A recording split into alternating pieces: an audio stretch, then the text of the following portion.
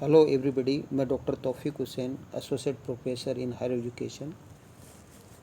हम मराठा हिस्ट्री के विषय में हम चर्चा कर रहे थे और हमने पिछले व्याख्यान में देखा कि किस तरह से शिवाजी के नेतृत्व में मराठा शक्ति का उदय हुआ और किस तरह से शिवाजी के पश्चात संभाजी ने और उसके पश्चात राजा राम और ताराबाई के नेतृत्व में के काल में किस प्रकार से मराठा स्वतंत्रता संग्राम चला, उसके विषय में हमने चर्चा की।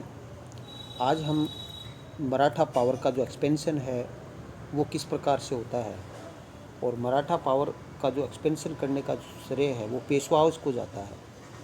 तो पेशवाज के बारे में हम चर्चा करेंगे, जिसमें तीन जो प्रारंभिक पेशवा हैं, बालाजी विश्वनाथ बाजीराव प्रथम और बालाजी बाजीराव है, वो प्रमुख माने जाते हैं, जिनके नेतृत्व में मराठा शक्ति का है वो विस्तार हुआ।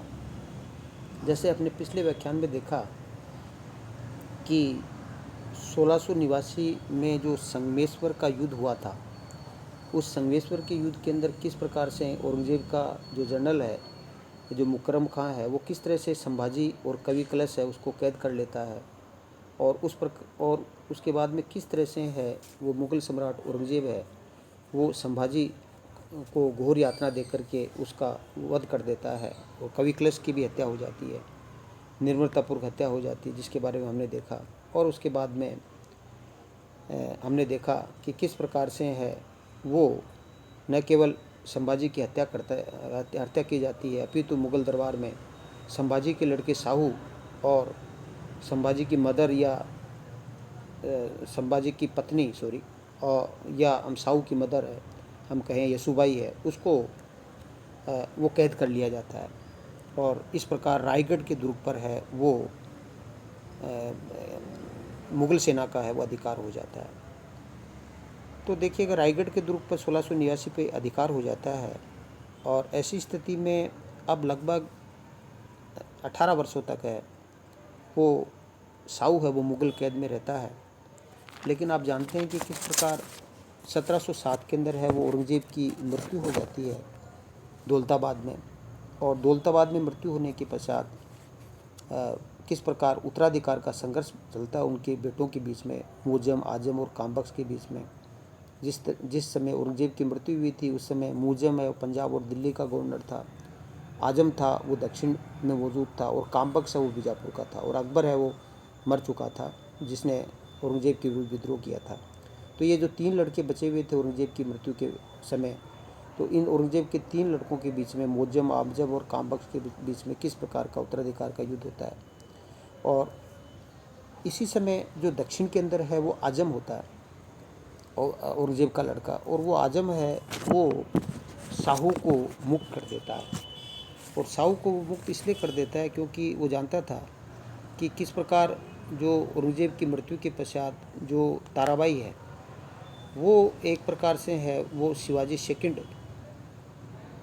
को है, वो राजाराम की मृत्यु के पश्चात है वो शिवाजी सेकंड है, वो अपने के नाम पर अपने आप को है वो छत्रपति है वो घोषित कर देती है। तो एक तरह से राजाराम की जो विधवा है वो एक प्रकार से है वो छत्रपति थी, जो राजाराम है वो एक तरह से छत्रपति था, लेकिन राजाराम की मृत्यु के बाद में वो अपने लड़के शिवाजी सेकंड को छत्रपति घोषित कर देती है और ख़ुद उसकी संरक्षिका बन जाती है। और तो ऐसी स्थिति के अंदर क्या है कि जो आजम है उनका मानना था कि साहू के जाने से है वो उनमें गृह युद्ध छिड़ जाएगा और ऐसी स्थिति में ये मुग़लों के लिए वो लाभप्रद होगा। तो इसी कारण से है वो साहू है वो एक तरह से दक्षिण जाता है, महाराष्ट्र जाता है, और वहाँ वो क्या कहता है कि पालखेड़ा के युद्ध के अंदर है वो ताराबाई को पराजित कर देता है। और पालखेड़ा का युद्ध होता है जिसमें जो बालाजी विश्वनाथ ने विशेष सहयोग दिया, और पालखेड़ा के युद्ध में ताराबाई पराजित हो जाती है। और इस प्रकार एक तरह से जो जो जो जो साहू है वो 12 मार्च 1708 को है सतारा के अंदर अपना राज्याभिषेक करता है। तो इस तरह से राजाराम के पश्चात कुछ समय तक है वो ताराबाई है वो शिवाजी सेकंड के नाम से है वो शासन का संचालन करती है, लेकिन साहू के आने के पश्चात है वो एक प्रकार से है मराठा छत्रपति है, वो अब साऊ बन जाते हैं और वो सतारा के अंदर अपना राज्याभिषेक है वो करते हैं। तो साऊ है, इसने क्या किया कि मराठा शक्ति का के विस्तार का एक आधार तैयार किया। और साऊ हम देखते हैं कि अंतिम मराठा छत्रपति था जिसने छत्रपति की शक्तियों का प्रयोग किया। इसके बाद में जो छत्रपति बने उन्होंने छत्रपति की शक्तियों का उपयोग नहीं किया, अपितु पेशवाओं ने ही शक्ति का प्रयोग किया। और एक प्रकार से आप देखते हैं कि जो छत्रपति साऊ था, जो साऊ है वो काफ़ी समय तक मुग़ल दरबार में रहा।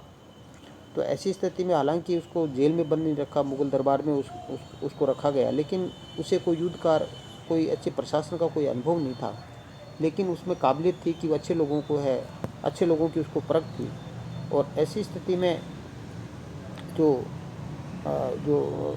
छत्रपति साहू है उसने विश्वनाथ की योग्यता को समझा और उसको अपना पेशवा, बालाजी विश्वनाथ को अपना पेशवा बनाया। और बालाजी विश्वनाथ को प्रथम पेशवा ही कहा जाता है, जो कि अपनी उसकी योग्यता के कारण से। और बालाजी विश्वनाथ के सहयोग से ही है पालखेड़ा के युद्ध में वो ताराबाई का दमन कर सका। और बाद में 1731 के अंदर है वो जो ताराबाई है उसको, जो एक तरह से जो कोल्हापुर के छत्रपति है उसको एक तरह से स्वीकार वो कर लिया जाता है। तो कहने का मतलब ये कि जो साहू है, साहू के समय के अंदर है वो पेशवाओं का उदय होता है, क्योंकि साहू ने एक तरह से छत्रपति को है वो काफ़ी शक्तियाँ हैं, वो साहू है उसने पेशवाओं को काफ़ी शक्ति है वो प्रदान कर दी थी। क्योंकि जब साहू शासक बना, छत्रपति बना, तो उसके समक्ष है वो कई समस्या थी। एक तो समस्या ये थी कि ताराबाई की समस्या, क्योंकि ताराबाई अभी भी जो साहू को है वो छत्रपति के रूप में नहीं देखना चाहती थी। और कुछ जो मराठा जो जो जो सेनापति थे मराठा, जिसमें धन्नाजी यादव थे, रामचंद्र नीलकंठ थे, ये मराठा सरदार वो ताराबाई के पक्ष में थे। और मराठा सरदार जो साहू के कट्टर विरोधी थे, उनकी समस्या थी। और खजाना भी खाली था, खजाने में कुछ नहीं था, सेना का पुनर्गठन भी करना था। तो साहू को युद्ध का अनुभव भी नहीं था और प्रशासन का पुनर्गठन भी करना था। तो ऐसी स्थिति में बालाजी विश्वनाथ जो प्रथम पेशवा था, जो पेशवा बना, जो एक जिसको मराठा राज्य का द्वितीय संस्थापक भी हम कह सकते हैं, क्योंकि मराठा राज्य का प्रथम संस्थापक है वो शिवाजी थे। और शिवाजी के पश्चात मराठा राज्य का जो द्वितीय संस्थापक है, सेकंड जो संस्थापक है, वो एक प्रकार से है, वो किसको माना जाता है, बालाजी विश्वनाथ को माना जाता है। तो मैंने आपको बताया कि इसने जो बालाजी विश्वनाथ है उसने जो साहू के समक्ष की जो समस्या थी, उन समस्याओं का है वो समाधान करने का है वो प्रयास किया। तो बालाजी विश्वनाथ ने जो समस्याओं का समाधान करने का जो प्रयास किया, और उसने जो एक प्रकार से साहू की शक्ति को वो सुरक्षित बना दिया। इसने जो प्रमुख मराठा सरदार थे जो ताराबाई के पक्ष में थे, जैसे धन्नाजी यादव है, रामचंद्र नीलकंठ है, उसको अपने पक्ष में कर लिया जो ताराबाई के पक्ष में थे। और इसी समय जैसे आप जानते हैं कि जब जो राजा राम की दूसरी विधवा पत्नी थी राजसबाई, वो भी अपने लड़के को संभाजी सेकंड को एक तरह से छत्रपति घोषित कर देता है। और राजसबाई ने एक तरह से ताराबाई को कैद कर लिया और उसके लड़के संभाजी सेकंड, अपने लड़के संभाजी सेकंड है उसको वो कोल्हापुर का छत्रपति घोषित कर देती है। तो इस तरह से 1714 के अंदर है वो कोल्हापुर का छत्रपति है वो संभाजी सेकंड बन जाता है। और जो एक तरह से राजसबाई है वो उसकी संरक्षिका है वो बनती है। तो एक तरह से क्या है कि कान्होजी आंग्रे और विश्वनाथ साहू को अधीनता के लिए भी वो तैयार कर देता है छत्रपति साहू। और धन की समस्या के लिए वो व्यापारियों से काफ़ी ऋण लेता है छत्रपति साहू। व्यापारियों से ऋण लेने के अंदर वो सक्षम हो जाता है और इस तरह से वो सेना का गठन करता है। साहू शिवाजी की शासन व्यवस्था को गठन करना चाहता था, लेकिन विश्वनाथ ने एक तरह से ऐसा करने नहीं दिया, उसका समर्थक नहीं था। जिन मराठा सरदारों के पास जो जागीरें थी उसको उन्होंने आनुवंशिक कर दिया। ये साहू की बालाजी विश्वनाथ की महत्व विशेषता थी, उनसे मनसालू कर दिया। और उस समय खालसा भूमि तो थी नहीं, अतः मराठा सरदारों को अपने आय का 34% है वो छत्रपति को देना पड़ता था। तो अब एक तरह से बालाजी विश्वनाथ के समय में, प्रथम पेशवा के समय क्या होता है, अब राजा की आय का मुख्य स्रोत जागीरदार हो गए। अब छत्रपति है वो मराठा सरदारों का पेंशनर बन गया और पदों को वंशानुगत कर दिया। बालाजी विश्वनाथ ने सभी पदों को वंशानुगत कर दिया। तो एक इसके समय में बालाजी विश्वनाथ की एक जो प्रमुख जो कार्य था वो ये था कि इसके समय में मुगल मारवाड़ संधि मुगल मराठा संधि होती है 1719 में। और ये संधि है वो शहीद बंधु है जिसमें शहीद हुसैन अली था उस समय दक्षिण के अंदर। तो हुसैन अली और बालाजी विश्वनाथ के मध्य है 1719 के अंदर होती है। और इस संधि को एक तरह से है मराठा का मेघना कार्टा भी कहा जाता है, क्योंकि मराठों ने जो बालाजी विश्वनाथ में जो कुछ चाहा था वो उसको इस संधि के अंदर में मिल जाता है। तो ये संधि जैसे मैंने आपको बताया कि बालाजी विश्वनाथ और सैयद हुसैन अली के मध्य होती है और उसको मुग़ल मराठा संधि कहा जाता है। और बाद में इस संधि का अनुमोदन है वो रफ़ीउद्दराज है वो कर देता है। तो इस संधि में क्या है कि इस संधि में दक्षिण के 6 सूबे में मराठा को चोस और सरदेशमुखी का अधिकार मिल जाता है। ये महत्वपूर्ण उपलब्धि थी। और शिवाजी की मृत्यु के पश्चात जो प्रदेश मराठों ने जीते थे जैसे खानदेश, अहमदनगर, बराज, उन पर मराठों का अधिकार स्वीकार कर लिया जाता है। और मराठा 15,000 घुड़सवारों के साथ मुग़ल सेवा में नियुक्त किए जाएँ और 10 लाख सालाना कर मुग़ल सम्राट को दें और मराठा दक्षिण में शांति बनाए रखें। और साहू की जो माँ है जिसको बंदी बना लिया गया था साहू के समय में, साहू के साथ ही सूबाई को कैद से मुक्त किया जाए और जो मुग़ल बादशाह होगा वो इस संधि का समर्थन करेगा। ये मुग़ल जो मराठा संधि है उसके अंदर प्रावधान किया गया। और 1719 में पेशवा बालाजी विश्वनाथ सेना लेकर के दिल्ली आता है संधि के अनुसार, और वो फर्रुखशेर को गद्दी से हटा देता है और उसकी जगह मोहम्मद शाह वो गद्दी पर, एक तरह से रफ़ीउद्दराज, और फिर उसके बाद में मोहम्मद शाह वो गद्दी पर बैठता है। और 1720 में जो बालाजी विश्वनाथ है उसकी मृत्यु हो जाती है। तो इस तरह से हम कह सकते हैं कि जो बालाजी विश्वनाथ है उसने मराठा शक्ति के विस्तार में महत्वपूर्ण भूमिका अदा की। उसने दक्षिण के 6 सूबे को मराठों को चौथ और सरदेशमुखी का अधिकार वो प्राप्त हो गया। और शिवाजी के जो जीते हुए प्रदेश हैं उन पर भी उनका अधिकार स्वीकार कर लिया। इस तरह से मुग़ल मराठा संधि है वो मराठों का मेघना कार्टा जिसको कहा जाता है, जो कि एक तरह से बालाजी विश्वनाथ की महत्वपूर्ण विशेषता थी। और फर्रुखशेर के स्थान पर रफ़ीउद्दराज को शासक बनने में भी इसमें सहयोग दिया और इसने भावी मराठा संघ की नींव वो डाली। तो इस तरह से हम कह सकते हैं कि 1720 के अंदर बालाजी विश्वनाथ की मृत्यु हो जाती है और इसको मराठा राज्य का द्वितीय संस्थापक कहा जाता है। और इसके 2 लड़के थे, चिमनाजी अप्पा और बाजीराव प्रथम। और इसके पश्चात है साहू है वो बाजीराव प्रथम है, उसको पेशवा बनाता है जो 1720 से 1740 के बीच में रहता है। और इसको एक्सपेंशनिस्ट पेशवा कहा जाता है।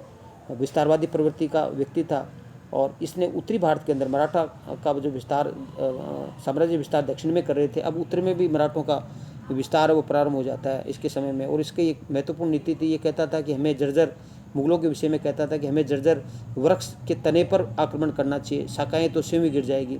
और साहू ने उनकी इस बात का वो समर्थन करता है, पूर्ण समर्थन करता है। और इसके समय इसने गुजरात और मालवा दोनों प्रांतों को जीतकर अपने अधिकार में कर लिया। और बाजीराव प्रथम है वो दक्कन के निज़ाम के साथ भी, दक्कन के निज़ामुल के साथ उससे संबंध स्थापित किए। और जो पालखेड़ा का युद्ध के अंदर है निज़ामुल और बाजीराव के मध्य जो युद्ध हुआ पालखेड़ा का, उसमें निज़ामुल को पराजित किया और मुंशी शिवगांव की संधि हुई, जिसके अंदर मराठों को दक्कन के 6 सूबों में 64 स्वदेशमुखी वसूल करने का अधिकार दिया गया और साहू को छत्रपति स्वीकार कर लिया गया। इसके बाद 1737 के अंदर भोपाल का युद्ध हुआ, इसमें बाजीराव प्रथम ने निज़ामुल को पराजित किया। और इसके पश्चात दुराई की संधि हुई 1737 में, इसमें दक्कन में चौथ और सरदेशमुखी वसूल करने का अधिकार है वो प्रदान किया गया। और निज़ामुल ने मालवा और गुजरात पर मराठों के अधिकार है उसको स्वीकार कर लिया गया। और जो बाजीराव प्रथम है उसने जो पुर्तगालियों से बेसिन और सालसेट प्रदेशों को छीनने में भी सफलता प्राप्त की। और बाजीराव प्रथम के विषय में आप जानते हैं कि मस्तानी नामक की जो स्त्री है उसकी प्रेम संबंध के कारण भी काफ़ी चर्चित रहा और इसको लड़ाकू पेशवा के नाम पे भी जाना जाता है। और जैसा कि मैंने बताया कि इसके समय में मराठा साम्राज्य का है वो काफ़ी विस्तार है वो होता है। और लेकिन 1740 के अंदर है वो इसकी मृत्यु हो जाती है। और इसकी मृत्यु के पश्चात जैसा कि आप जानते हैं कि इसकी जो मृत्यु है वो मृत्यु 1740 में नर्मदा नदी के किनारे इसकी मृत्यु हो जाती है। और मृत्यु के पश्चात है वो बालाजी बाजीराव है जो तीसरा महत्वपूर्ण पेशवा, जिसको नाना साहब भी कहा जाता है, वो पेशवा बनता है। और इसके समय की जो इसके बाजीराव प्रथम के 2 पुत्र थे, रघुनाथ राय राघोबा और बालाजी बाजीराव। तो इसके समय में पेशवा का पद है वो महत्वपूर्ण घटना है कि इसके समय में पेशवा का पद है वो पैतृक हो जाता है। और बालाजी बाजीराव की तरह बाजीराव प्रथम भी एक अच्छा सेनानायक तो नहीं था, परंतु ये कुशल प्रशासक था। इसने राजनीतिक अर्थशास्त्री को माना जाता है और इसने उत्तर भारत में जो अपने पिता की जो विस्तारवादी नीति है उसको जारी रखा। उड़ीसा, बंगाल, बिहार, उड़ीसा पर इसने अधिकार किया और बंगाल, बिहार के अंदर चौथ और सरदेशमुख की वसूल करने का अधिकार जो अलीवर्दी खान ने दिया। और इसके समय में जो मराठों की राजधानी सतारा है उसके स्थान पर पूना लाई गई और उत्तरी भारत में मराठा ने पंजाब पर अधिकार कर लिया इसके समय में। और इसके समय में मराठा है वो भारत की है वो स्रोत शक्ति है वो बन गई।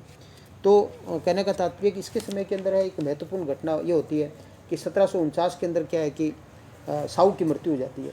साहू के कोई लड़का नहीं था और ताराबाई का जो पुत्र राम राजा है वो मराठा राजा बना और ताराबाई उसकी संरक्षिका बनी। तो ताराबाई वापस है वो एक प्रकार से संरक्षिका बन जाती है। पहले शिवाजी सेकंड के नाम से संरक्षिका बनी थी। अब संगोला समझौता महत्वपूर्ण था और इसमें राम राजा है जो मराठा छत्रपति था उसने बालाजी बाजीराव की अधीनता स्वीकार नहीं की और उसने पूना में रह कर के सारे कार्य वो करते रहे। 1750 में क्या होता है कि पेशवा बालाजी बाजीराव और मराठा छत्रपति राम राजा के मध्य एक समझौता होता है। 1750 में बालाजी बाजीराव जो तीसरा पेशवा था और मराठा छत्रपति इस समय राम राजा था, जो एक तरह से जो कहना चाहिए कि इनके बीच में एक संगोला समझौता होता है। और इसमें राम राजा इस समझौते के अंतर्गत क्या करता है कि मराठा छत्रपति राम राजा वो अपनी सारी शक्तियाँ वो पेशवा को हस्तांतरित कर देता है। तो इस संधि के बाद छत्रपति की जगह पेशवा ही मराठा का प्रमुख अध्यक्ष बन जाता है। पेशवा मराठा छत्रपति एक तरह से नामात्र का रह जाता है और उसके बाद मराठा राजा का पद ही है वो समाप्त हो जाता है। संगोला समझौते के बाद मराठा छत्रपति का पद समाप्त हो जाता है और मराठा संघ का वास्तविक अध्यक्ष छत्रपति की जगह पेशवा बन जाता है। तो इस तरह से पेशवा है वो संगोला समझौता के अंदर पेशवा के पास सारी शक्तियाँ वो आ जाती हैं। बालाजी विश्वनाथ के समय में एक प्रमुख घटना होती है और वो प्रमुख घटना ये होती है कि इसके समय के अंदर है वो पानीपत का तृतीय युद्ध होता है और 14 जनवरी 1761 को। और पानीपत का तृतीय युद्ध है जिसके अंतर्गत है वो अफगानिस्तान का शासक अमीर शाह अब्दाली है वो एक तरह से जो क्या कहना चाहिए और मराठों के बीच के अंदर युद्ध होता है और उसके अंदर है अब्दाली है वो मराठों को पराजित कर देता है, जिसके विषय में हम अगले व्याख्यान में अध्ययन करेंगे। Thank you. जय हिंद, जय भारत।